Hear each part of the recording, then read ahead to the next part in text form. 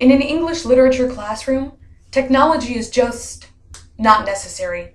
It's all about the books, the blackboard, and mounds of sticky notes. We print our pages so we can write as we go along, and we never miss the opportunity to pick up a red pen and mark up the work we have. I bet that's what most of you English teachers out there think, huh? Well, let me be the one to inform you that by adhering to that mantra, you deny both yourselves and your students tools that can make their work better. Tons of new ways to use technology in the English classroom are currently coming to light, and it would be silly to let these handy advances go to waste. With the power of technology, English students and teachers can improve understanding of the class material, conserve the resources that English classrooms notoriously waste, and better communicate with each other. One technology now readily available for students is the ebook. Instead of storing and hauling around stacks of class books, students can now use any number of devices to store digital copies of all their course materials. Now I know what you're thinking, how will they make notes without the power of the post-it or the ability to scribble in the margins? Well, ebooks allow users, and in our case students, to highlight passages and create bookmarks and notes for pieces of the text they find significant. But that's not even close to the only use for technology in the English classroom. One other useful technology is online assignment submission.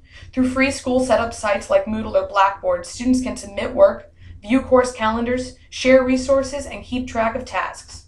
Another method of online submission, Google Documents, allows students to write documents and teachers to access and comment on those documents, getting students regular and speedy feedback. These tools are greatly useful both because they give students the freedom to get your help on multiple drafts without chopping down the rainforest, and it allows teachers the luxury of accepting assignments and working with students when they can't be in the same room. It may seem like technology is just a way to make teaching a 24/7 job, but it also provides resources for teachers to relieve the stress of constant availability. Online websites like Read, Write, Think provide students with tips and training for all kinds of work they may need to do for an English class.